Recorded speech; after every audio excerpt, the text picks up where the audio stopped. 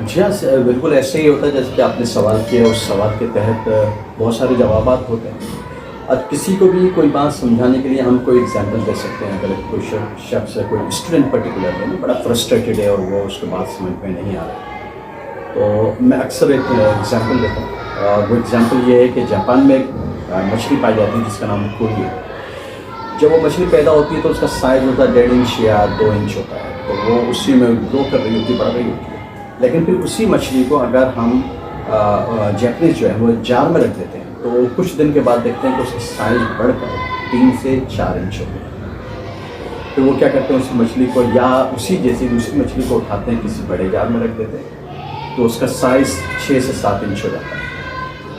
پھر وہی مچھلی جس کو ایک چھوٹے سے ٹینک میں رکھ دیا جاتا ہے تو اس کا سائز تقریباً 9 انچ 10 انچ یا سمجھ 1 فٹ کے برابر ہو جاتا ہے۔ پھر اسی کوئی مچھلی کو جب وہ ایک تالاب میں رکھتے ہیں تو تالاب میں وہ گرو کرتی ہے اور تقریباً اس کا سائز 1 فٹ سے 1.5 فٹ تک ہو جاتا ہے۔ تو اسی کوئی مچھلی کو دریا میں چھوڑ دیتے ہیں، وہ دریا میں دیکھتے ہیں اس کا سائز جو ہے وہ 3 فٹ سے 4 فٹ ہو جاتا ہے۔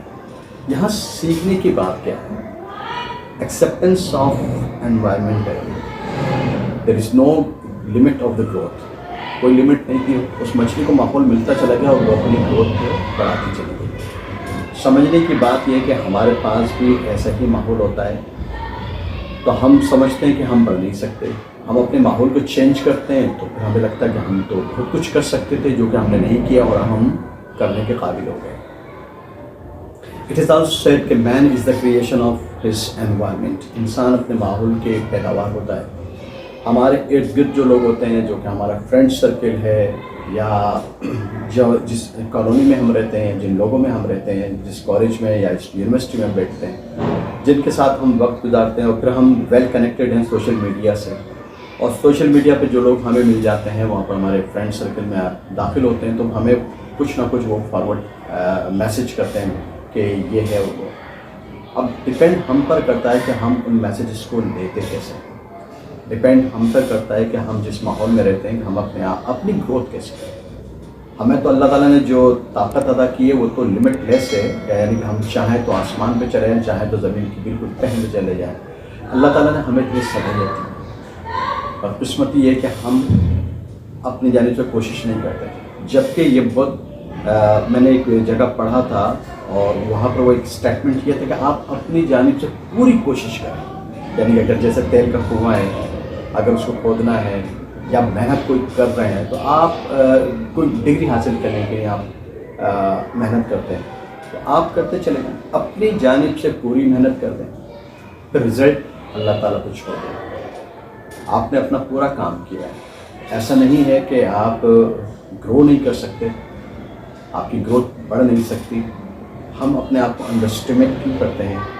Being a student, being a business man اور بینگ اے ٹیچر، اگر ہم اپنے آپ کو لمٹ لیس کر لیں نالج کے حساب سے، یعنی کوئی ہماری لمٹ نہیں، ہم صرف پڑھتے چلے جا رہے ہیں اور اس کو پڑھنے کے ساتھ ساتھ ہم اس کو ڈلیور بھی کر رہے ہیں، یعنی کہ ہمارے اسٹوڈنٹس کو ہم سے فائدہ پہنچتا ہے۔ ایک وہ نالج ہے جو آپ نے حاصل کی اور آپ کے دماغ میں ہے، اس کا کسی دوسرے کو کوئی فائدہ نہیں ہوتا، کسی چراغ کو آپ نہیں جلاتے تو پھر کوئی فائدہ نہیں۔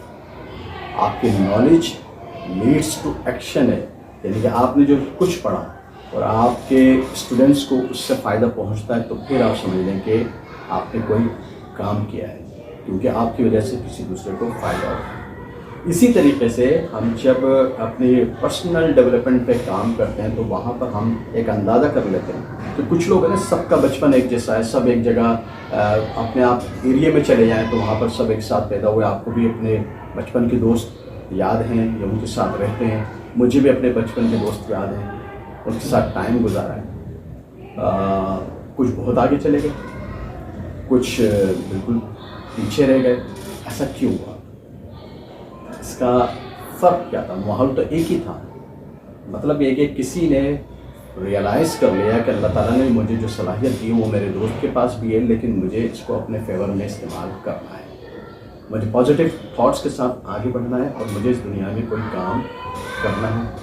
تو انسان آگے بڑھتا چلا گیا. اور کچھ نے سوچا کہ شاید زندگی اسی کا نام ہے کہ بس اٹھو کام کرو یا جو بھی کام کر رہے ہیں اپنے وقت گزارے گا اور اس کے ساتھ وقت گزر جائے گا, زندگی بھی گزر جائے گی. تو زندگی انہوں نے نہیں گزاری بلکہ زندگی نے ان کو گزارا.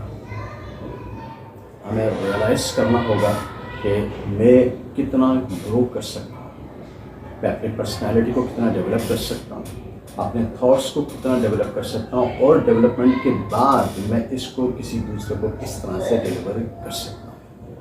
اگر آپ یہ کام کرنے میں یعنی ڈیلیورنس میں کامیاب ہو گئے تو دس از دا کی آف یور سکسیس.